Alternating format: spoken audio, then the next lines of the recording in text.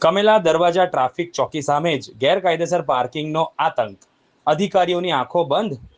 કમેલા દરવાજા ટ્રાફિક ચોકી સામે આવેલ મિલેનિયમ માર્કેટ અને નાગરિક સુવિધા કેન્દ્ર વચ્ચેનો રોડ આજે ટ્રાફિક માટે નહીં પરંતુ ગેરકાયદેસર પાર્કિંગ માટે ઓળખાઈ રહ્યો છે.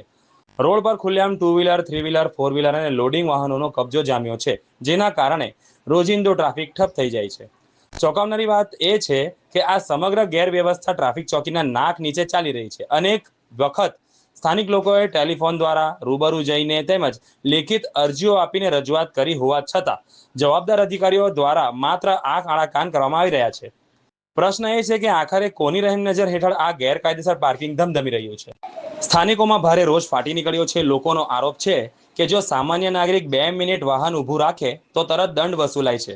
કોઈ ગરીબ વ્યક્તિએ ફળ ફ્રૂટની લારી પોતાનું ઘર ગુજરાન ચલાવવા રોડના સાઈડે 10-15 મિનિટ લગાવે તો આસપાસના દુકાનદારોને તથા તંત્રને પેટમાં દુખી આવે છે અને પોલીસ પોતાનું રૌદ્ર સ્વરૂપ ગરીબ વ્યક્તિઓ ઉપર બતાવે છે. પરંતુ રોડ પર કલાકો સુધી ઊભા રહેલા ગેરકાયદેસર વાહનો સામે કાર્યવાહી કેમ થતી નથી? શું નિયમો માત્ર સામાન્ય લોકો માટે જ છે? શું આ ગેરકાયદેસરની પાર્કિંગની કમાણી કોઈ મોટા અધિકારીના ખિસ્સામાં જઈ રહી છે? ઘણા પ્રશ્નો ઊભા થઈ રહ્યા છે. ટ્રાફિક જામને કારણે રાહદારીઓ, વેપારીઓ અને દર્દીઓને ભારે હાલાકી ભોગવવી પડી રહી છે. ઇમરજન્સી વાહનો માટે રસ્તો બંધ જેવી સ્થિતિ સર્જાઈ રહી છે, છતાં જવાબદાર તંત્ર મૌન છે. સ્થાનિકોએ માંગ કરી છે કે તાત્કાલિક દબાણ દૂર કરી જવાબદાર અધિકારીઓ સામે પણ તપાસ થવી જોઈએ, નહીં તો આ મુદ્દે ઉગ્ર જન આંદોલન અને ઉચ્ચ સ્તરે ફરિયાદ કરવામાં આવશે.